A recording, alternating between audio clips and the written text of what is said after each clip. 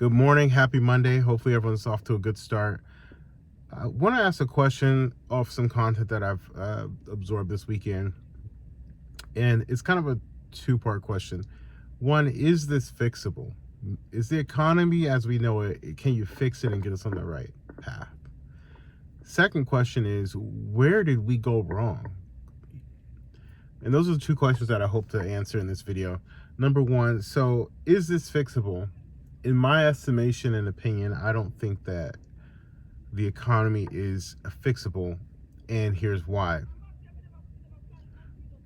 The number one reason is we've become we've stopped producing and we started consuming, right? And we stopped manufacturing, and we're no longer savers, we're spenders. That's a deadly combination for any country, when you're trying to build wealth, even in your own personal life. If you stop producing income and you just create expenses, and then that right there in itself is a recipe for disaster.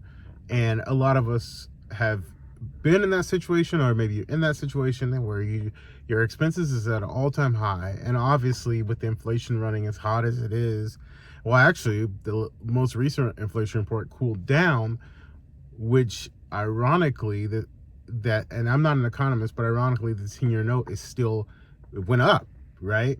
Which is alarming from what I'm understanding, because economists believe that this is a sign of maybe the devaluing of the dollar.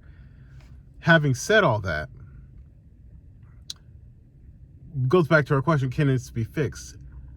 I don't believe it can, because I think we're too far down the road for it to be fixed. And the only way that we could be solvent and we can be out of debt is that we have to trim a lot. And not only trim a lot, but we have to start producing more and saving. All of those things are not necessarily, one, they're not as easy, and two, and here's the caveat too before I finish, we have to all do it in unison, meaning we have to do it all together. It can't be one segment doing it, the other segment doing it. No, it has to be in one voice. We have to all do it together.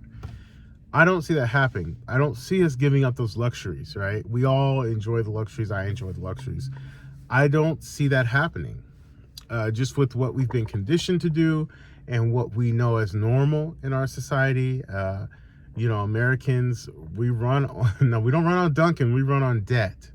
And that's kind of our lifestyle. And it's unfortunate too. As soon as we get an influx of money, we want to turn around and spend, right? Our government's doing the same thing, by the way. As soon as they get some money or whatever, they want us to turn around and spend it, right? Or create more of it, which is probably best. So it would take, from what I've done very little research, if I'm being honest, and but I do, over time I've saw things obviously and done research, but it would take generations in order to reverse and correct a lot of this. It's not going to take, in our lifetimes to fix this. It's going to be after our children's, and then we start to see the benefits of that. Obviously, we wouldn't be here.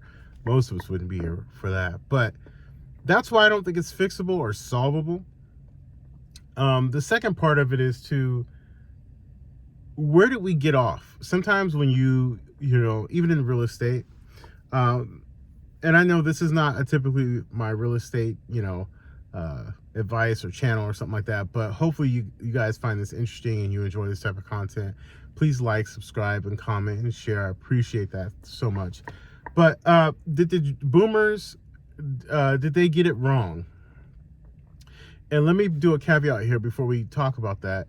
The caveat is, this is not a license or a permit to complain about it, or to try and all is lost now because it wasn't my fault or something like that.